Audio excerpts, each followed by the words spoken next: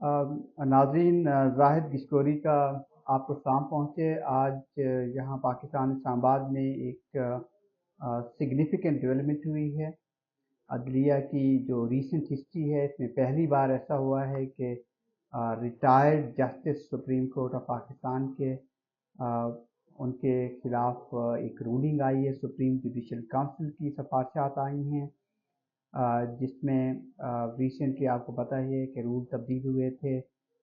Supreme judicial council ने सदर पाकिस्तान को अपनी सिफारिशात भेजी हैं कि एक्शन लिया जाए जस्टिस रिटायर्ड मज़ाहिर अली अकबर नकवी के ख़िलाफ़, जो कि सुप्रीम कोर्ट के जज रहे। उनके ख़िलाफ़ कुछ शिकायत आई, रेफरेंस आया, प्रोसीडिंग स्टार्ट हुई। उनका केस भी सुप्रीम कोर्ट में है, लेकिन उन्होंने बाद में रिटायरमेंट ले ली। तो पहली दफ़ा ऐसा हुआ है जब सुप्रीम कोर्ट ने रूल और इस केस को टेकअप किया।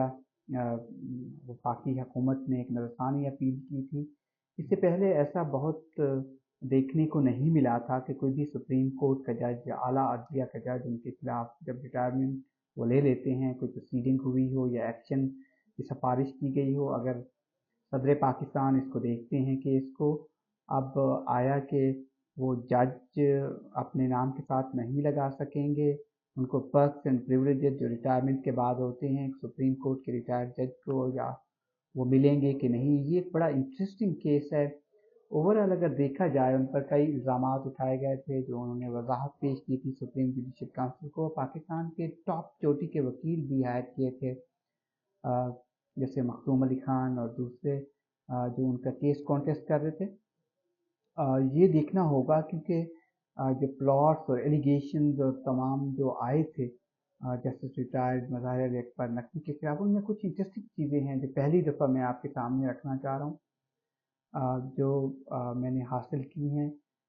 उनमें से एक प्लाट तो ऐसा था जो उन्होंने मोहसिन नकवी साहब, जो कि निगरान वज़ीर आला रहे हैं, आजकल पाकिस्तान क्रिकेट बोर्ड के चेयरमैन हैं, उनकी अहलिया से ख़रीदा था।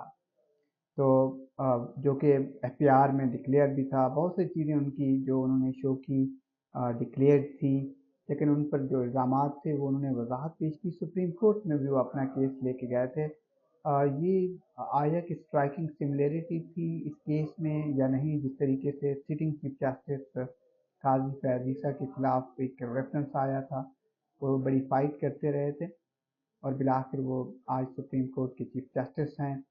और इसी तरह से केस बड़ी उसकी जो नौइयत है, एक जस्टिस रिटायर्ड इजाज़ुल एहसन जो कि पाकिस्तान के फ्यूचर चीफ जस्टिस थे, इसी साल उन्होंने चीफ जस्टिस बनना था, उन्होंने भी अचानक से रिज़ाइन कर दिया।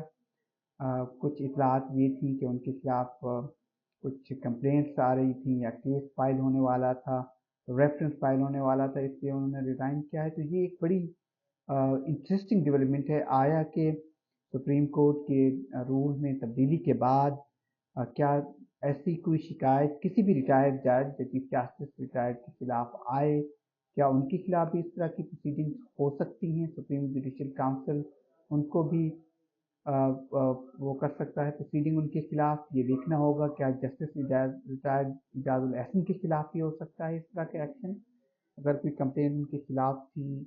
इस तरह की ये बड़ी इंटरेस्टिंग डेवलपमेंट है रिसेंट टॉप जुडिशरी में। अब देखना होगा कि किस तरीके से जस्टिस रिटायर्ड मज़ाहिर अली अकबर नकवी अपना केस सुप्रीम कोर्ट में आगे लेके जाते हैं या कैसे प्रोसीड करते हैं। सदर पाकिस्तान के पास ये सिफारिशात गई हैं। बहुत दिलचस्प सूरत हाल है जो ओवरऑल प्रोसीडिंग्स हुई सुप्रीम जुडिशल काउंसिल की इस केस पर।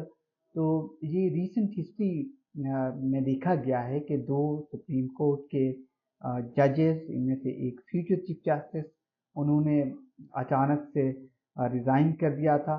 तो ये बड़ा दिलचस्प मरहला था। अब सुप्रीम जुडिशल काउंसिल ने ये सिफारिशात रूल 5 में तब्दीली के बाद, जिससे शोहरत से बताया जाता है कि बालातर होने का पाबंद बनाता है जज को, वो अपनी वजाहत भी पेश कर सकता है। तो ये नई डेवलपमेंट है जुडिशरी में और ये प्रेसिडेंस आगे जाके बन सकती है। अब देखना है कि किस तरीके से सुप्रीम जुडिशल काउंसिल अगर किसी और जज के खिलाफ कोई कंप्लेंट आती है, रेफरेंस आता है और कुछ कंप्लेंट सुनी भी गई हैं, इसको कैसे देखता है। ये दिलचस्प सूरत हाल थी जो आप लोगों से शेयर करनी थी। इस पर हम अपडेट आपको देते रहेंगे। शुक्रिया।